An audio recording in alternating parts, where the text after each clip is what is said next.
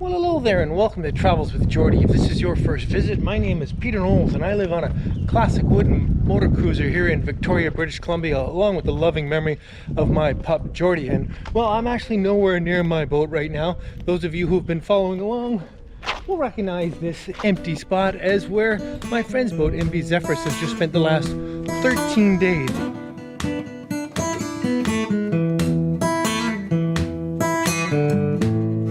So now what you're expecting is, how on earth did we get to here? Well, yes, we're gonna have to jump back in time and do all the work that resulted in all the mess.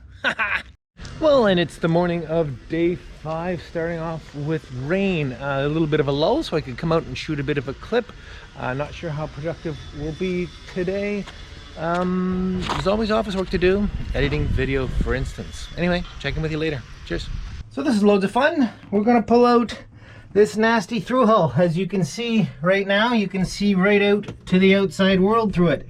Now, although I have a fair number of tools in my arsenal, I don't have any very large wrenches or a pipe wrench. So this might be a little bit difficult. Anyway, let's see how we do. Well, getting this ball valve off has been a joy. I was actually able to get a crescent wrench on it in here and get it loosened to the point where I think now I can do it by hand. Done. And while I'm replacing sketchy through hulls and seacocks, I think I'll also take this one out, which is the old through hull for the toilet in the head, which has had a Y valve on it, or a, you know, like a two-way valve on it, and used for the macerator. But as there's no more interest in using the regular toilet outlet here, I'm going to take all this mess out of here and replace it just with a through hull for the macerator.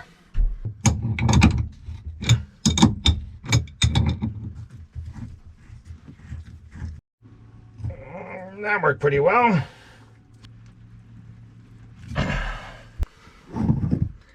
Done with that. Nice. Okay then, because we were in an amazing boatyard, they were willing to lend us a few sockets. None of them were actually big enough for this, but they'll be useful for the other stuff we're doing. But the patriarch of this place made this 2 1/4 socket that pretty much fits that. Now I just got to figure a way to drive this, but we'll get there. God! Damn it!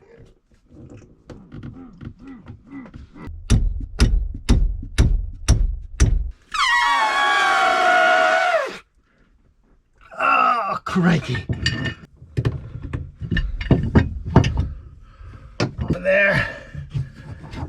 Okay. Well, that's that done. All right then. Again, thanks to Vector, they have loaned us this lovely big socket, which should fit the engine raw water through hull. Oh, that was super easy, like way too easy, like terrifyingly easy. This has gone surprisingly easily. There we go. Now, I'm not going to drive that remaining through hull out because I don't want to tear any fibers in the bottom of the boat, so I'm going to heat it. But let's go back to the bathroom and see if we can deal with that one. All right, I'm not done with the other through hull, but I'm going to give it a break for a bit while I get this one out. And I have not been able to secure a socket large enough to get that nut off. So it's bronze, so I'm going to use my angle grinder and cut the nut off. And yeah, that'll go well, right? Safety goggles.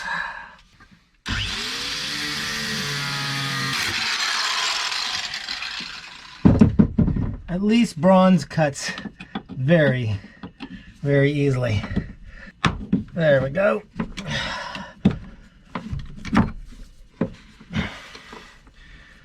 Yeah, neat, neat, neat.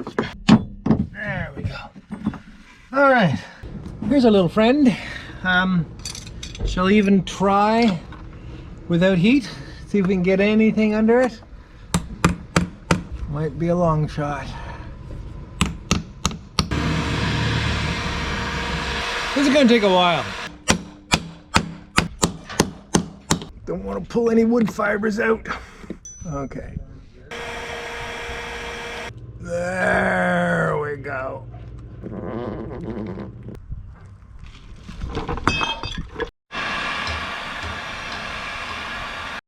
I just got it loose. Oh, yeah. All right. So here we go. This marks a butt joint. You can see the butt joint here pretty plainly, and all the butt joints we cleaned up enough that we could see the fasteners that are in the butt block and the next fasteners that are in the two frames, which are on 9-inch centers. Now all the butt blocks in the boat fit tightly between the frames so that there's solid wood all the way from the edge of this frame to the edge of this frame. So I'm going to put extra fasteners in between the existing fasteners and the frames into the same butt blocks. At least that's the plan. Now, every butt block or every butt joint I come to looks slightly different. Sometimes the screws are way back, sometimes they're up at the front. So basically I'm going to make a judgment call with each one where I'm going to put the extra screws. In this case, I'm going to put them behind. Now, you want to put them in a different grain line so they're not in line with them, but you don't want to come inboard too far or because it's not as strong, but you don't want to be outside. You shipwrights are just going, Peter, just drill a pretty hole and put a screw in it. But to me, I got to think about it. So I'm going to put one there.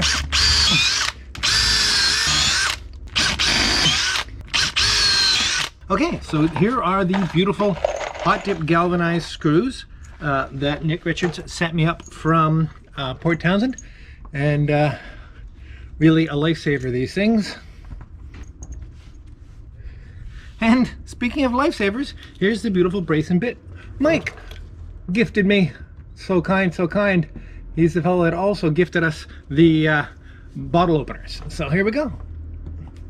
And I'm telling you, this is a lot nicer than turning these screws in with a screwdriver, and a lot more elegant and much more control than using any sort of electric device. Oh, right there, that feels good. Oh, does it ever? Okay. This is adding an awful lot more fastening support. And I'm feeling very, very good about it. Because on the whole, as I said, in fact, not on the whole, entirely, none of the butt blocks on the boat look the least bit, or butt joints look the least bit vulnerable. Yes. This is the first time I've ever done this. So for all you shipwrights, this is fun as heck. All right, this is the second one I've done. That means 22 to go. Yeah, of course we gotta put some bungs in later, but I want it to dry out a bit first. So yeah. Thanks, Mike. Feeling really good about this.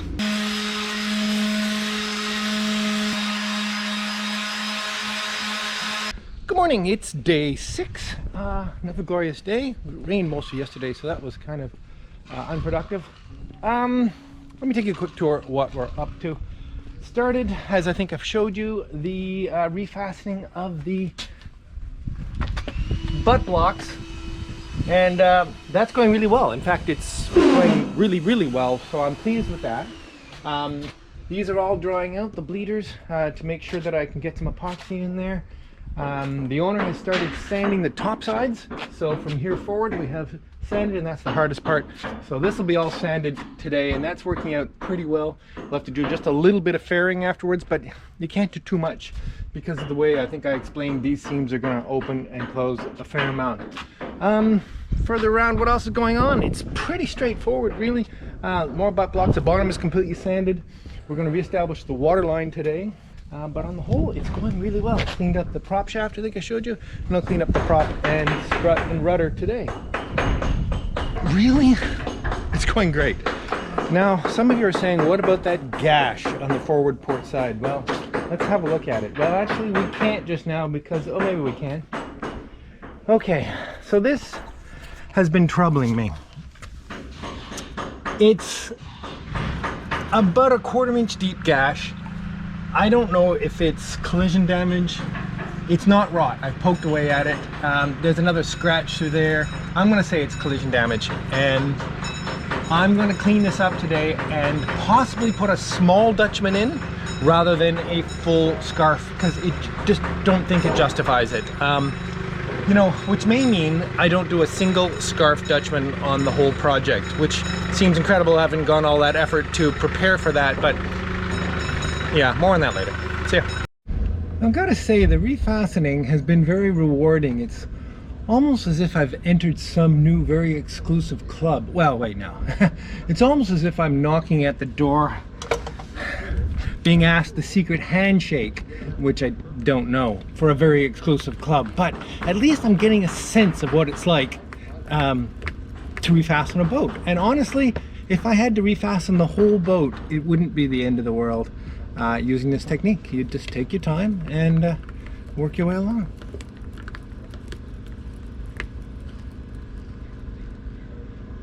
Having removed the splash rail, I've done a quick little sand here to see what kind of shape it's in. I have a lot of holes left over which I need to fill with something. So what I'm going to do is I'm going to drill them out with a 5/8 Forstner bit.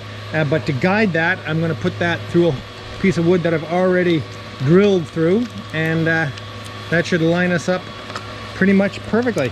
So basically, if I just put the bit over the hole and then bring the plywood back down, it should guide me fairly well. Don't have to go too deep because I'm going to fill them with nice new cedar bungs, like so, with epoxy, of course. Cool. Apologize for the noise, we just got to keep moving and sanding on the other side. Okay, this is the one butt joint in the whole boat that I find really suspect, and that's because I've been inside the bilge and found all the butt blocks that are possible to find, not, you know, not behind tanks, etc. like that, but all the butt blocks I found were in really good shape, amazingly. This one was really not, and it's actually under the galley sink, and I think it leaked chronically for some time, and that's why we have a problem there. So in this case, I'm going to remove the fasteners that are already in here and make a new butt block for inside and refasten it with 4 screws each side, total of 8 screws. The last 8 screws. Let's start digging. That's a slotted screw, and with any luck, it's galvanized and not stainless. So here's that culprit on the inside, directly below the galley sink. We've been here recently, have we? And I had already put this extra support piece on here because I was worried about it, because the butt block was lying here loose in this boat. And the reason it was lying here loose, and I'll show you, and this is what's really gross about it, you can see a couple of old fasteners that had failed on it. But when I get this off, you'll see why that's really gross.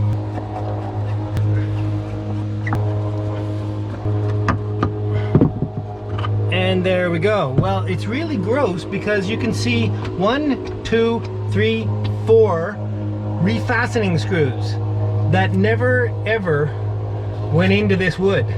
What they did was simply push the block off and hang in the air for I don't know how long, whenever these were done. I'll be interested to see what kind of heads are on those screws when I remove them.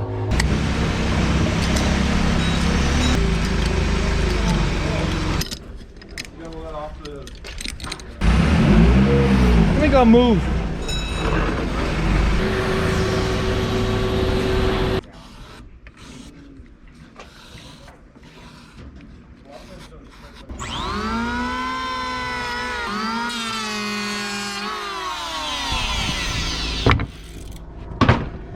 Apparently, the side of the butt block that faces the planking with the frame in there should have a little bit of a void to reduce the likelihood of rot in there, get a little ventilation. So anyway, there's the new butt block.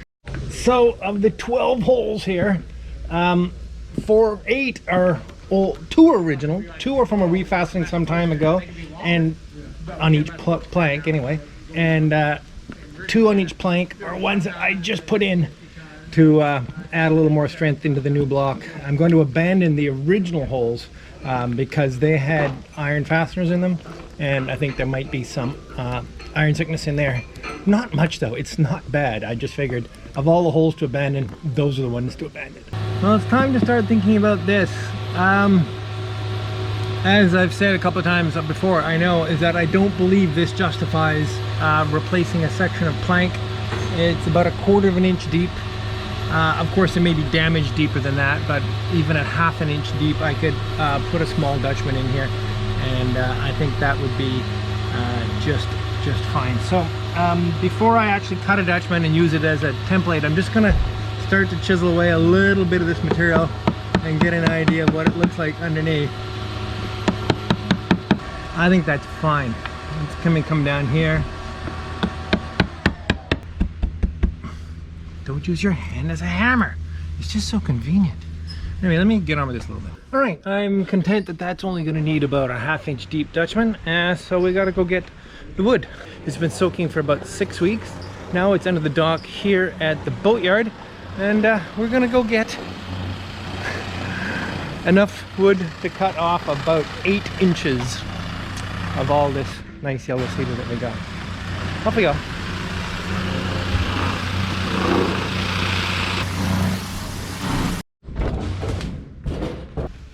And there's me lovely wood.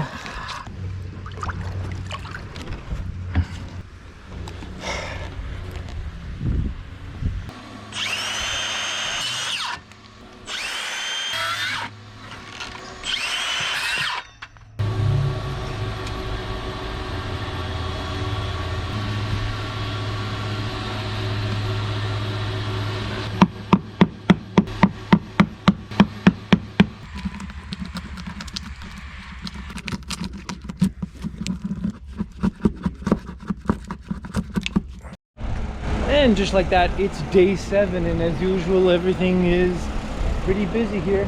Another morning of office work, run to the store, get some stuff. Let me tell you where we are. Both sides of the boat are almost finished, top side sanded, and that's gone well. So today we'll be finally epoxying all the bleeders. I've fully raked out and finished cleaning and started to sand out the garboard seam to get it as clean as possible. I'm working on this Dutchman here. I started it last night, but I'll finish that up this morning, and that's going pretty well. I'm quite pleased with that. I also raked out the garboard all the way up to whatever it becomes here, the hood end seam or whatever it is. And this had been full of an assortment of real messes. It's funny that I never opened this up the last time we worked on the boat, but it was just a mess. There's previous hacks all through here, so there'll be a fair amount of tidying to do in there. And it was full of silicone or something with no cotton in there at all. So the reason I had to rake back these seams as well, because the cotton in this seam has to run up and then up into the stem seam, hood end seam, whatever that is, so that there's a continuous seal. So I've done that both sides, and I'll be able to re-caulk this with new cotton. This one still needs to be opened up. Okay, let me get changed, get to work. This is a mess. I found a few seams that have slick seam in it. Slick seam is like a waxy goo that some people use as a paint compound, and I may be completely wrong with this, but I think if this is a last-ditch effort. It's excellent stuff. I mean, you can get in the seam and it will be waterproof and it will move with the boat, and if the seams swell up, it'll squirt out. However, I believe it's a one-way trip. If you use slick seam, you are not going to be able to get the seams clean enough after to ever put regular painting back in, and I'm gonna try to do that. I've raked all this goo out, and now I'm gonna sand here. I'll show you.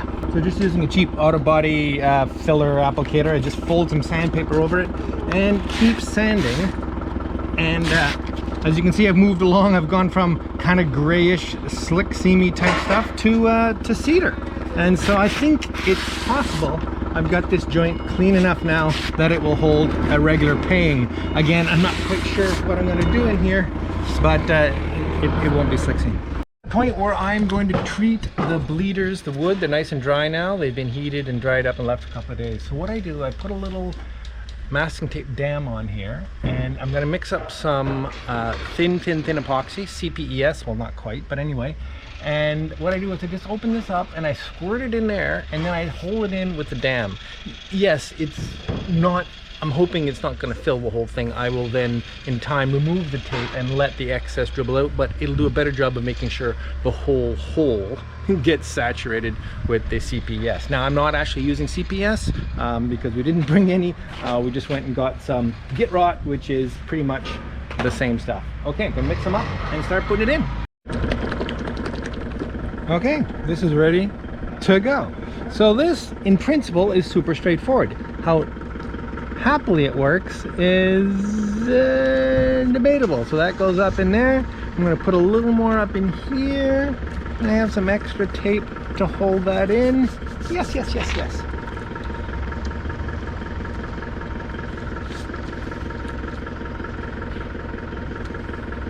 All right, so after the stuff has started to gel a little bit, you can open it up, and it's amazing. Even though I put a ton in there, there isn't much that pours out because it's nicely all over the place. So what I do is take the paper towel and give it a good scooch so that it's all around, because I don't want to create a little divot at the bottom because I'm going to put a bung in here later. But anyway, so this goes remarkably well. Give that a little scooch.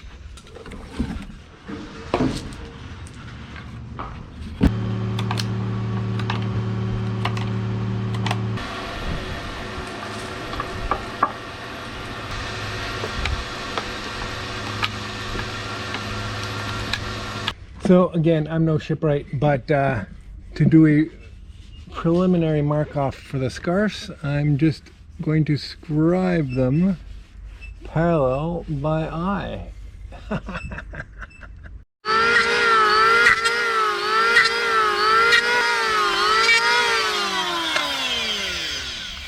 All that time making a scarfing sled, and here I am hacking scarves. Oy, oy, oy. Okay.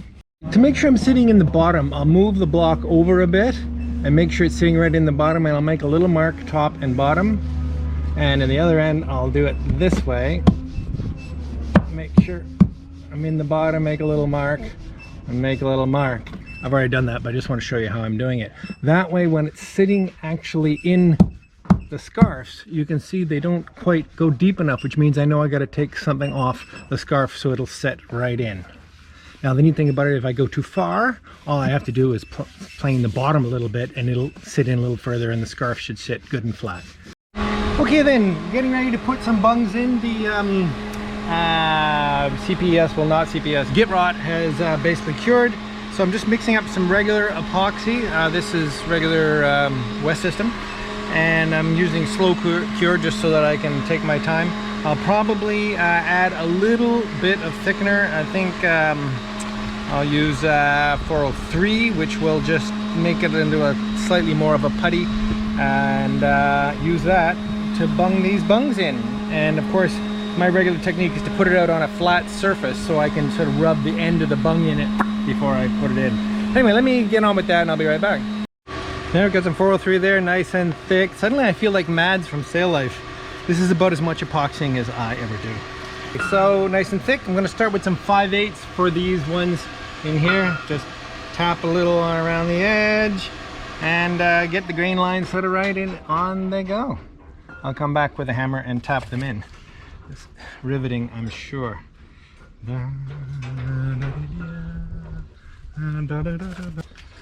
And on down to 1/2 inches.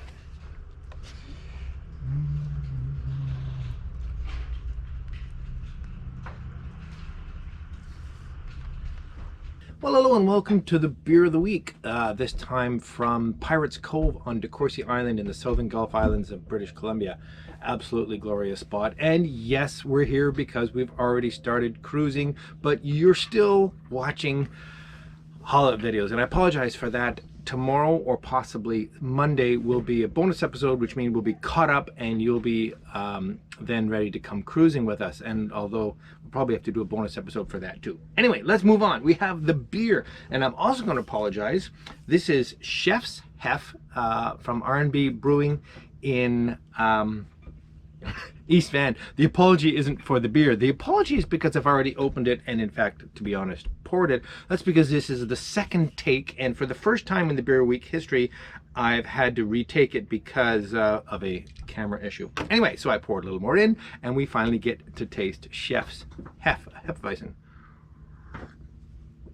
And because I've already said how much I like it, but you missed it, I'm going to say it's good. I don't know if it's amazing. I may not be a connoisseur of Hefeweizens. It's a very tasty, different sort of beer. It's not just another IPA.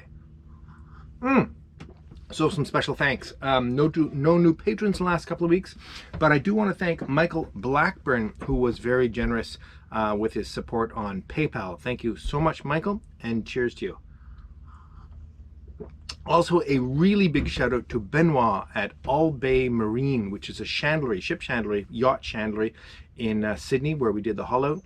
Very nearby, very, very helpful. What a wealth of knowledge he is. Also, a very fine fellow, came by to visit several times.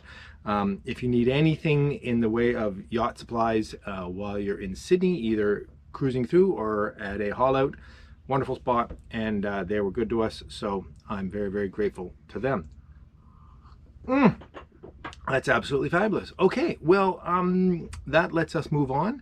Again, there'll be a bonus episode in the next couple of days, which means you'll be able to catch up with actual cruising videos, because cruising is so much more glorious than the glorious sanding you've been watching. Oh, sorry, Mads. Cheers. See you next couple of days.